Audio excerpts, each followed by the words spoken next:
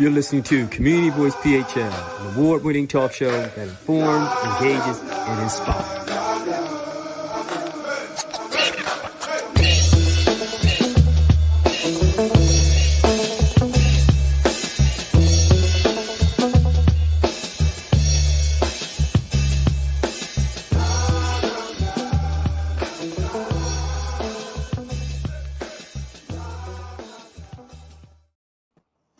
Hey, thanks again for tuning in to Community Voice PHL Talk Show. Community Voice is a talk show that highlights the value-based programs and services that people of color are doing all across the nation, and particularly right here in the tri-state area. We'll have engaging interviews with amazing people that inspire you to get involved with building caring and prosperous communities. So once again, thanks for tuning in to Community Voice PHL, a show that informs, engages, and inspires. Typically, we are on 106.5 Philly Cam, WPPM-LP. We're also on YouTube and Apple Podcasts. And again, thanks for tuning in. I got my colleague right here with me, the ingenious Nick. So what's up, Nick? How's it going, good brother? Amazing. Can't complain. Beautiful That's day. what's up. That's what's up. Can't complain. What if you could complain? What would you complain about? I mean, See, the that's what potholes in Germantown. Wow. Oh, The roads. that is an issue all in of itself, man. Yeah, and that, you know what? I don't know what particular part of Germantown you're talking about, and I ain't trying to like call nothing out, but there's part of Shelton Avenue. That's exactly where I'm talking about. That's exactly where I'm talking about. Did a bomb go off here? Like, what is going Oh on? my goodness. Oh, good. Now I get it because I believe they're doing water department's doing work on the streets and say, they gotta dig it up and put new pipes in and all that, but it's just taking such a long time. My goodness. It's like, yeah, you would think something had happened and ruptured that pavement, or street, but it's I feel like hard. it's been that way for years.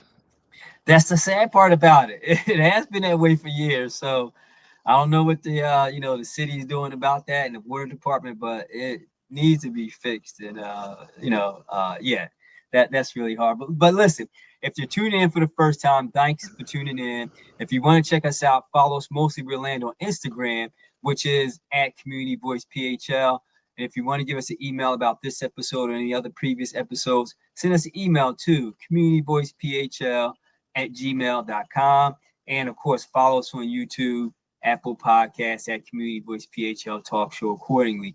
We are going to get into a rhythm of answering those emails. Last time we answered one of Nick's, a quick Nick comment he had at the end. So we are going to get into the habit of answering those emails. So again, if you want to send us an email about anything we talk about today and or just follow up with what's happening in your community, send us an email to communityvoicephl@gmail.com. Yeah, so, one of the things I've been thinking about, Nick, is like summertime is coming around. What are some of the fun and engaging things that, city of Philadelphia is known for and that, you think people should be taking part in as the summertime comes around? It's funny you ask. Coming up on the 27th, there's actually an art show at Germantown Art and Sound. And Okay. I will be featured. So if you want to come check out your boy, you all are welcome. Okay. Now, art show, is it going to be visual art, spoken word art? What type of art you going to be throwing down?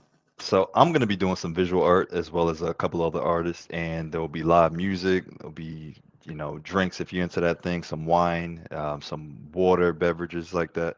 It's going to be a Okay. good time. Okay. That's what's up. Now, will this be a continued series of events or this just a one-off? How are you going to build on to this? No, so this is actually a series of events.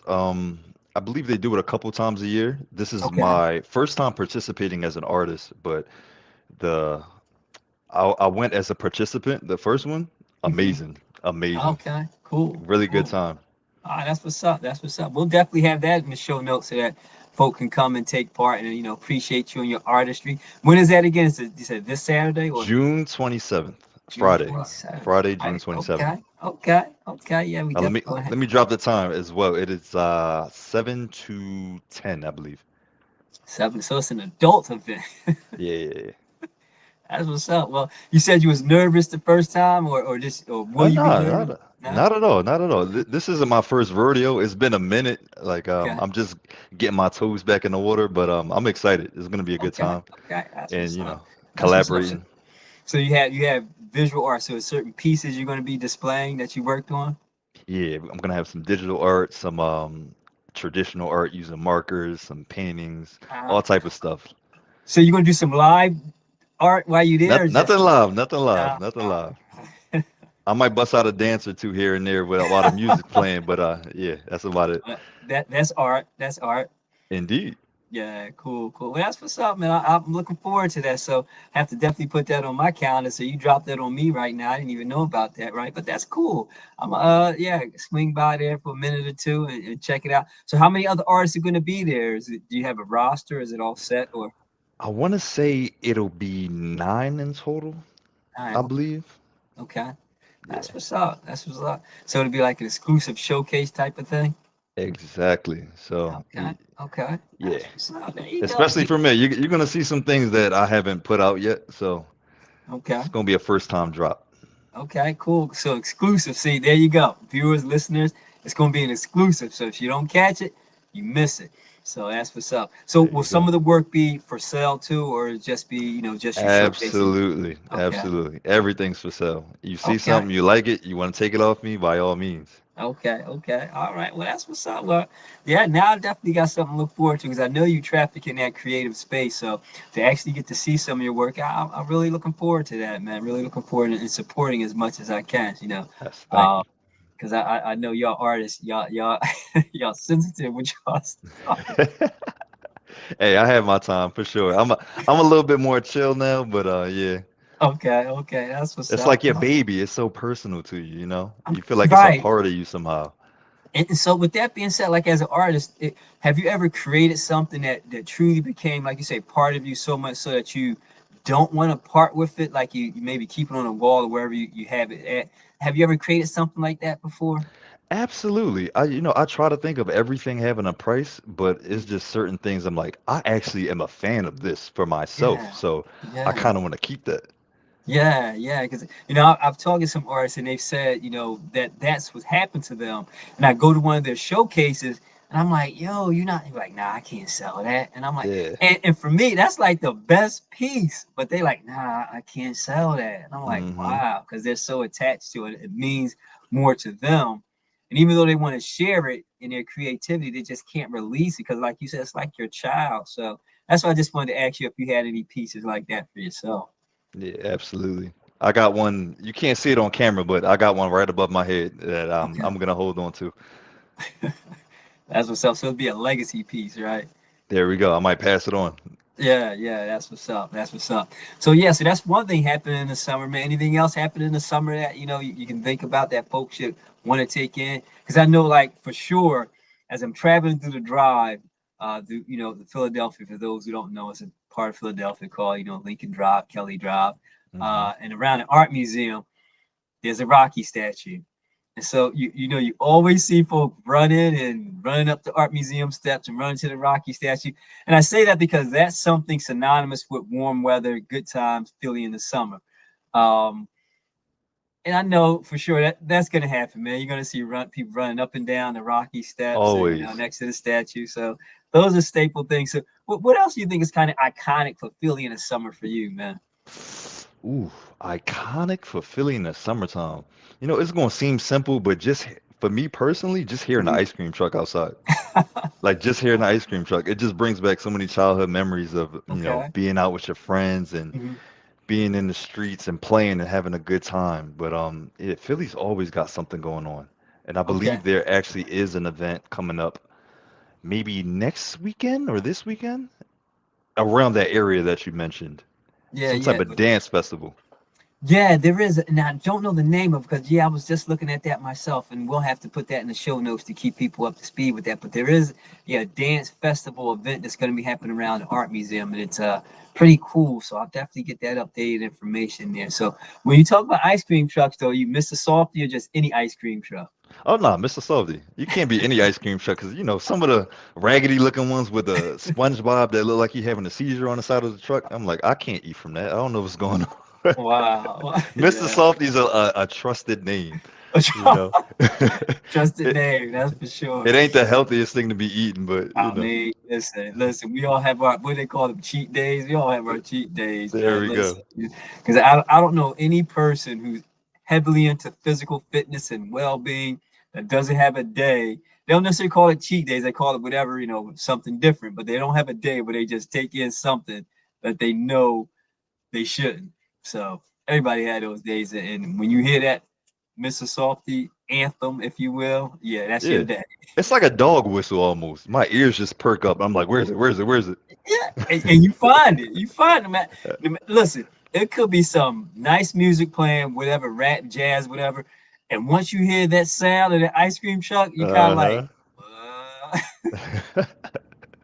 and then you just gotta find it. And I remember when I was a little kid, maybe this never happened to you before, but when I was a little kid, they did used to have, well, they had two trucks when I was a little kid because I didn't grow up in Philly, right? They had Mhm. this one ice cream truck called Bert's. Flat Birds. out phenomenal. Burst ice cream truck. Okay. I know I'm showing my age a little bit. Some people are watching my age. They'll be like, "Yeah, I remember Burst," especially if you're from Jersey. It was Burst ice cream truck, and then came Mr. Salty. So Burst was first for us, and then Mr. Okay. Salty. So, but the story behind what I'm trying to share is that whenever one of those trucks would come, we had to used to run and chase that joint Uh-huh. because it would only stop. It wouldn't stop in the middle of the street. It would stop at the corner, the safe space in the corner. But our blocks are so long, you'd be like, oh my God, if I miss it, he gonna be going down the next block. So Exactly. we would come running down the block, a little couple dollars in our hand, and oh man, it was just so much fun. But that was iconic for the summer. So I don't know, have you ever had that experience, growing up when you was a little boy running and chasing the ice cream truck? Absolutely. I might have pushed a couple kids out the way.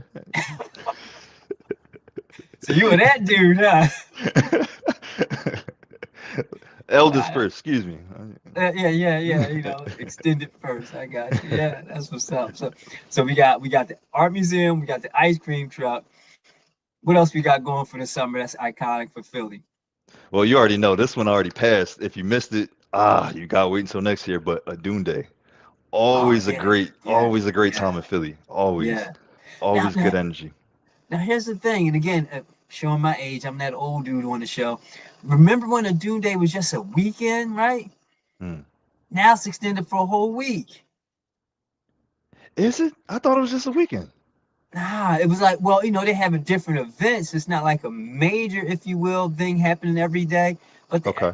and they extended for a week. And I was like, this is awesome. This is amazing. Now the weekend is the capstone of it all, Hmm. but now it's like a whole week of events and things happening at the city on a part of a Dune Day. And I thought that was amazing. I was like, oh my God. Because my daughter was telling me about it. She went one day throughout the week. And I was like, nah, a Dune Day just, the week. She's like, nah, Dad, I was like, wow. So they expanded it. But like you're saying, that is a thing. And Hmm. again, for those viewers and listeners who are not from the Philadelphia tri-state area, a Dune Day is Afrocentric celebratory event of art, culture, food, lifestyle. Again, everything Afrocentric from the diaspora and beyond and above. So it's really, really a great cultural event, and it's been happening for decades now. I don't know the exact number, but it's been happening for quite some time, and it has become, like you said, an iconic thing in Philly. And if you missed it, you have to wait till next year. But there are a lot of vendors who are still sharing their goods, so there's maybe some trail over some things you can still take part in. But the Dune Day is one thing. I thought she was going to actually say the Roots Picnic, man. Oh, That's I heard some stuff this year. I don't know if I can co-sign it. oh wow, is They that said off the air stuff? no, they just the lines and uh, communication issues. But okay, people yeah. who got to see who they want to see, they said they had a good time. So, Cool. I thought maybe some way you said it was like maybe some off the air stuff, like no. It's rated G content. It's all good. cool. And one of the things about the Roots Picnic too, that thing blew up. Well, I don't want to say blow up on the air. That thing grew. You gotta be careful nowadays, man. FCC regulations and all that. Oh Say, man. say these buzzwords, and the next thing you know, we have people listening in on our show. They be censoring us, We're like, oh my God, they said such and such, Especially you with your creative language, man. You be like, oh, what? Listen, I keep it as G as possible. Yeah, It's been a challenge. I will say that to be on air and not be able to speak as freely as I like to, yeah, it's a yeah. challenge. It's a challenge. Well, I mean, yeah, it's a challenge in the practice for me as well. Because I remember, and I know I'm transitioning all over the place, but I remember when I first was on the air, not on this station, not on WPPMLP, on the original station I was on, there was some challenges, not necessarily with language, but just freedom of expression, of saying Mm, things how you naturally would say. Because I knew not to cuss, fuss, and all that things of nature. But as far as just expressing yourself in a certain way and sharing your thoughts, mm, yeah, I was like, oh, I can't say that. That's how I felt. That was my thought. exactly. And they was like, Exactly. nah, man, you can't say that because you got sponsors, you got FCC regulations, you just got normal people who call in and things like that. So I was like, there's a situation to this radio thing. So So, how'd you work around that? well, it was self censorship. Okay.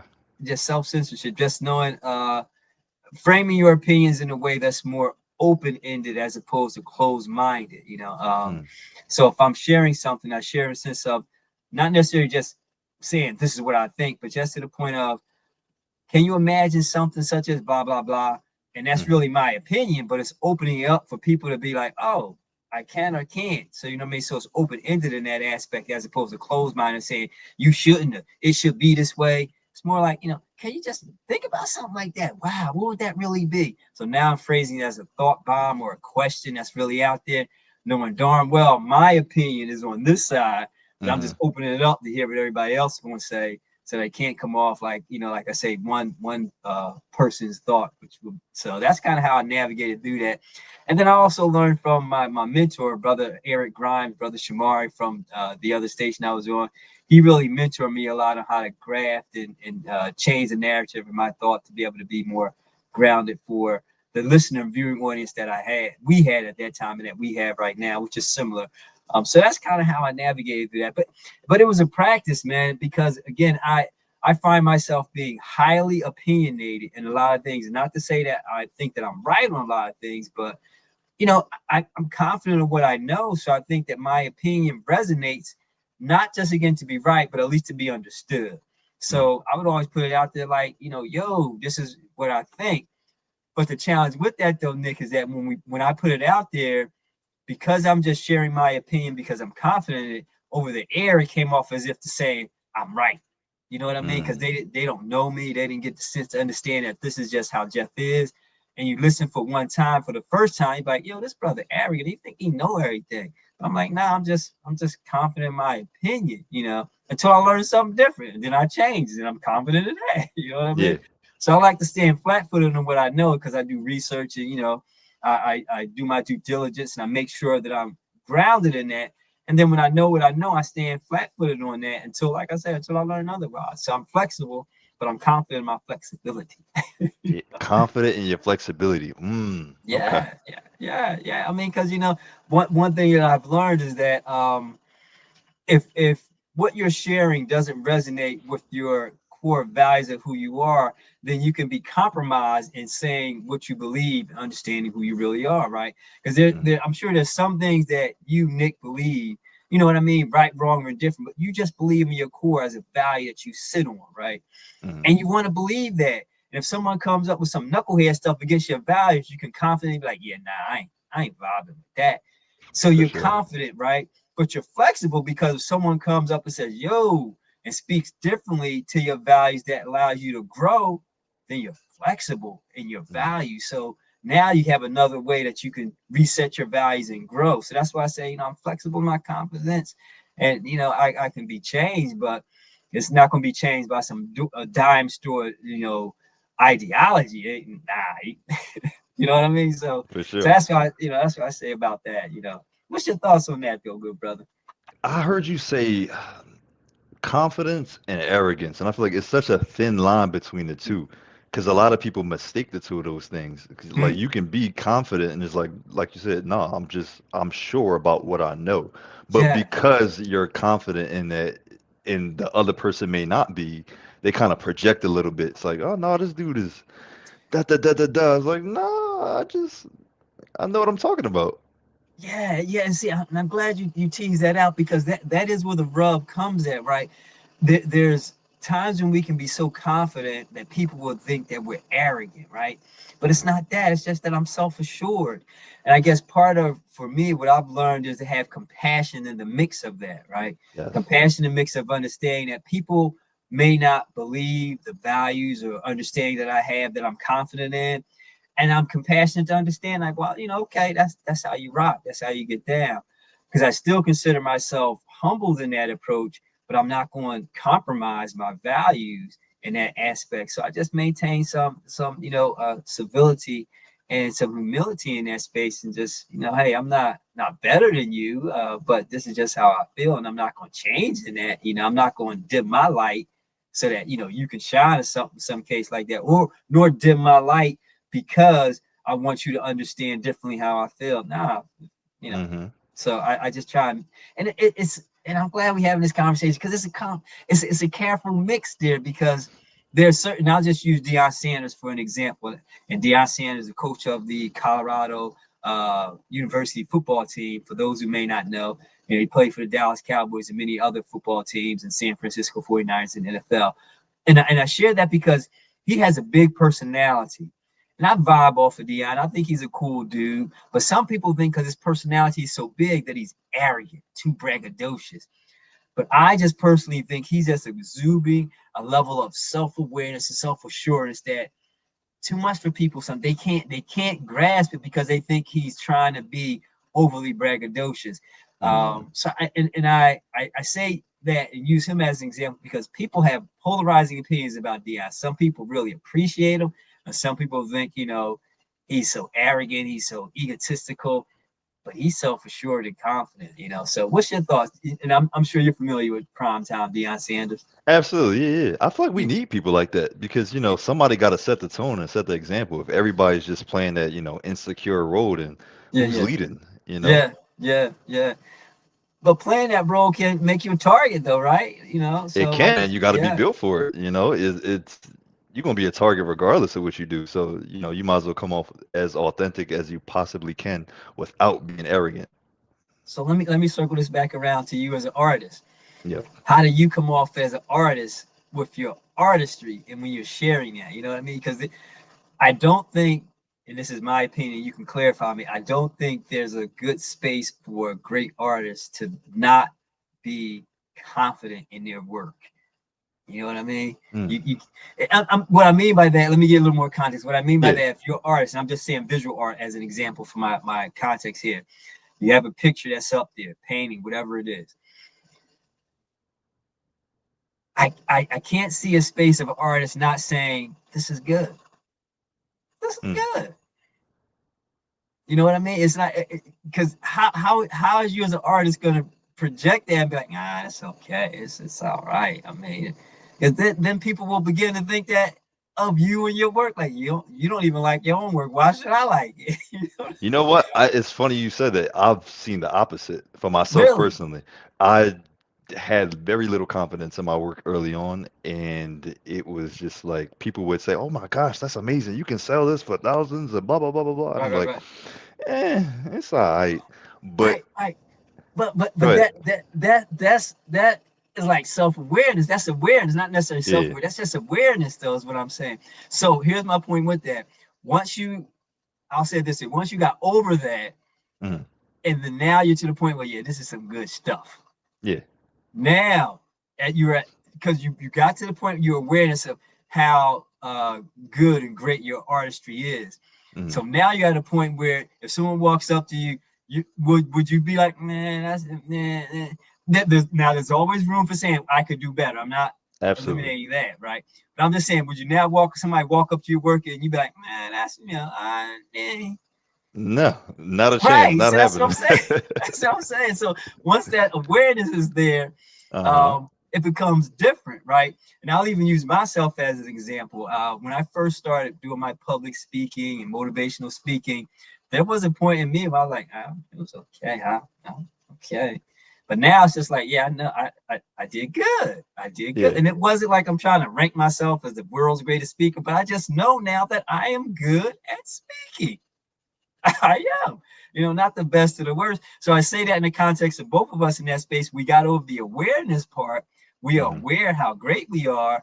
And when someone asks you to do some art and me to do some speaking, we're not gonna be like, I'm okay, I'm all right. Like, all right, this what you gonna get. You gonna get what you Exactly. gonna get. So, so that's why I asked you, do you have any work that you look at now and be like, yeah, this is the bomb. Absolutely, all of it, even the stuff that I wasn't so confident about See, back that's what then. I'm talking I look at it about. now and I'm like, you know what? Actually, See? that's pretty good. That's pretty Yeah, good. see, that's what I'm talking about. So as an artist, I can't really see an artist who's striving to be great in their humility to look at their work and be like, that's okay, that's okay. And again, there's Yeah, always room for improvement and do better. But as an artist in that space of doing that artistry, there's a level of, self-awareness and confidence that we just gotta be like, this is good, this is good. And we get offended when people be like, how I pay you? Like, you want to pay me? Nah, yeah, nah. Now you insulting me. yeah. You got to know your worth. That's what I'm talking You'll about. never hear Starbucks say, "Oh yeah, my coffee's all right. See, Our that's what I'm coffee's talking about. in." That's what No I'm talking business is about. gonna tell you that. Yes. Even if it is, they're not gonna Even admit it. even if it is that part, even if it is that part. So let's be sure about what we're sure about, know what we know, and be confident in that space. So cool, man. I just wanted to share that and get your viewpoints on that, man, because it can be a fine line, like you said, between that arrogance and confidence, but it's how we blend in that humility and let others know that we're not being, like I share with my wife. I'm very vain, but I'm not conceited, meaning Mm, that when I dress, I go out, I want to make sure that I look good, but I'm not mhm. saying I'm better than anybody else.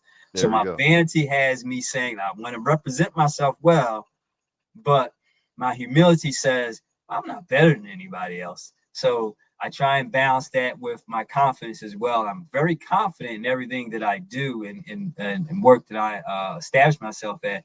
But I always know that I'm no better than anybody else. My faith tells me it's by the grace of God that I have what I have, and I'll be humble in my walk and approach in that. But by no means do I make myself small.